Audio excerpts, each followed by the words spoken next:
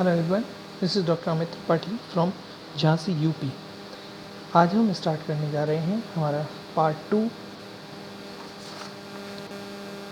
Concept of community health.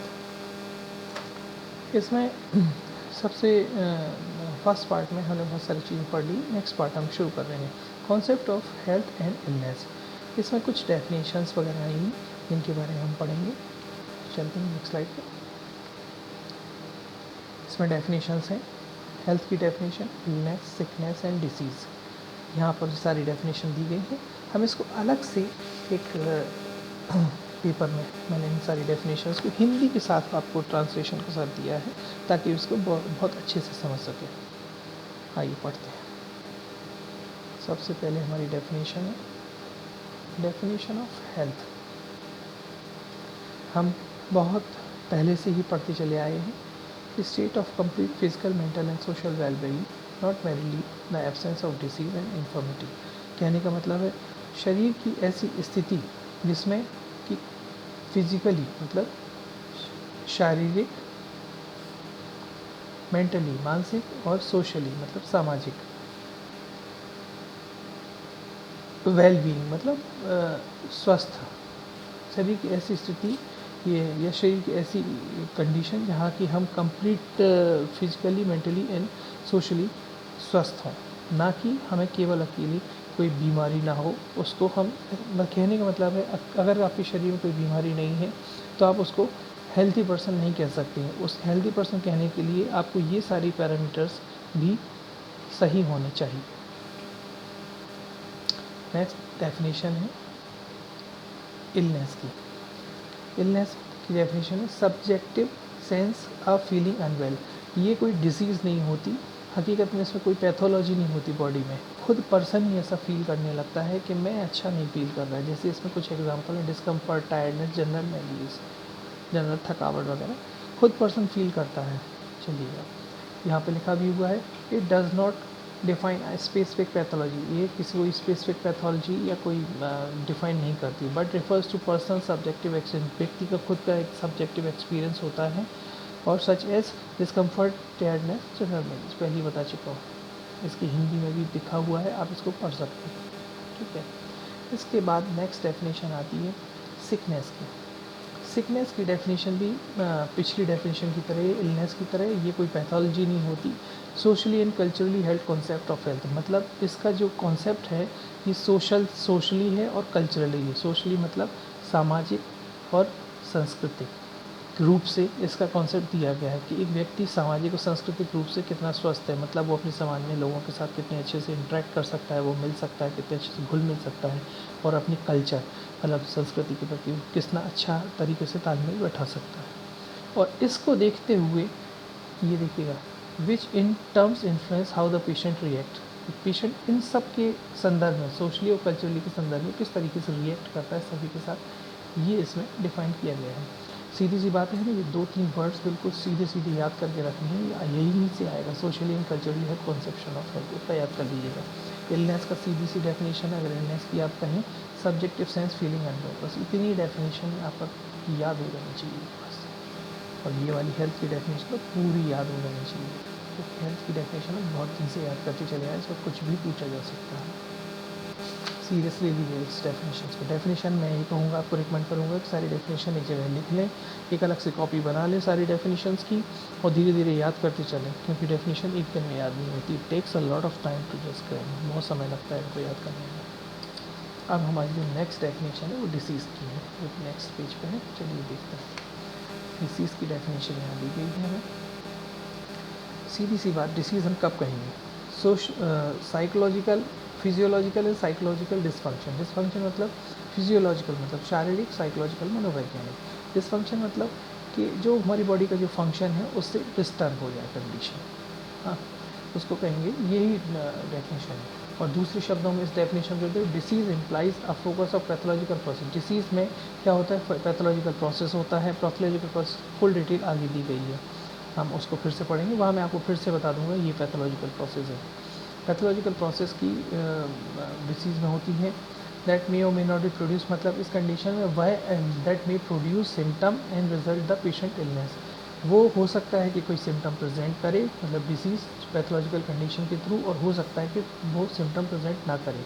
अगर symptom present करेंगे तो व्यक्ति इलनेस हो जाएगा, मतलब व्यक्ति कुछ अजीब सी चीज़ें फील करेगा, जैसे टायर्डनेस, डिस्कम्फर्ट, इस तरीके से। अब नेक्स्ट जो स्लाइड है हमारी वो है हेल्थ हेल्थ स्पेक्ट्रम के बारे में। इस स्लाइड को भी मैं अलग से डिटेल से बताऊंगा आपको।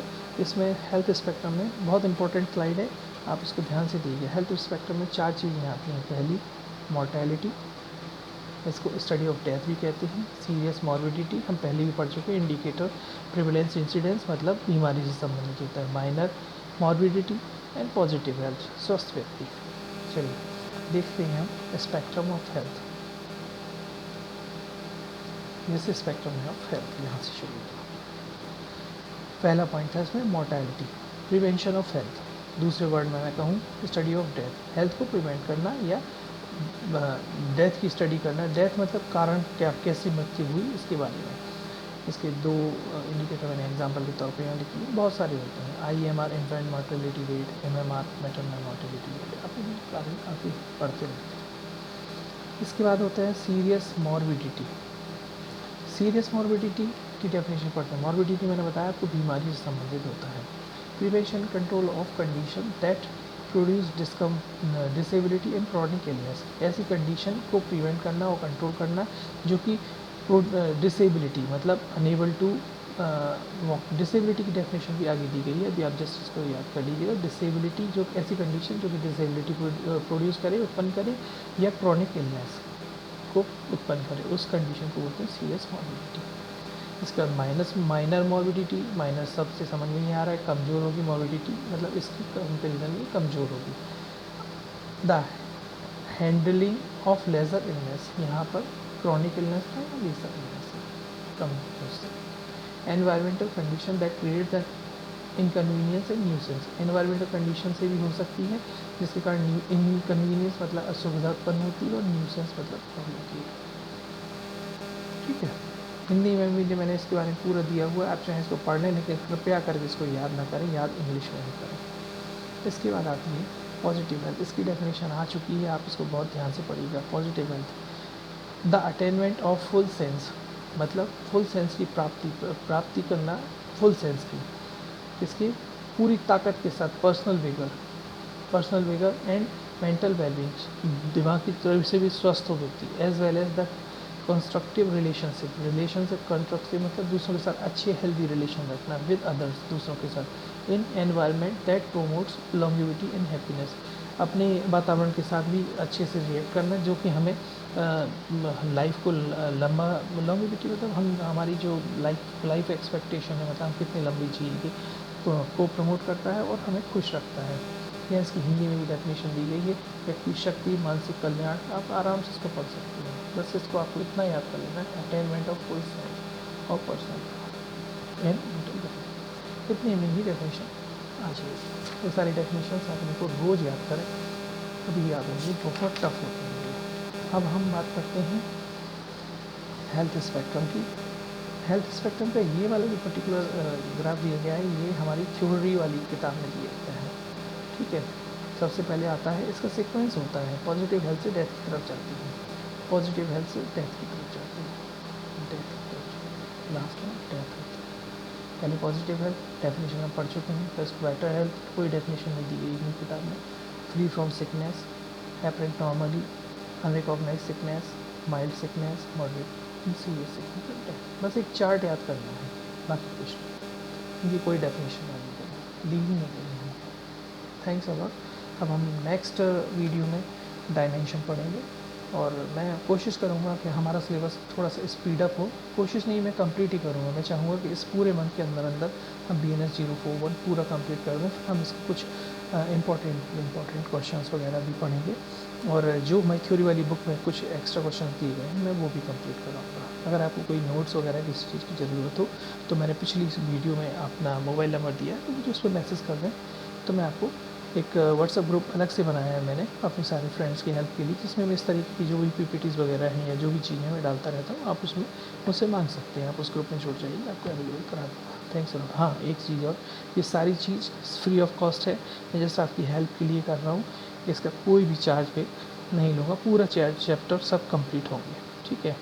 स्पेशली मैं अपने साथियों, पुराने साथियों की मदद के लिए मैंने वीडियोज़ बनाई हैं। और एक रिक्वेस्ट रहेगी अंत में, अगर आप मेरे चैनल को पसंद करते हैं, आपको रियली लगता है हेल्पफुल है, तो प्लीज़ मेरे चैनल को सब्सक्राइब कर दीजिएगा। Thanks a lot. अपने फ्रेंड्स को भी शेयर कीजिएगा। Thanks a lot.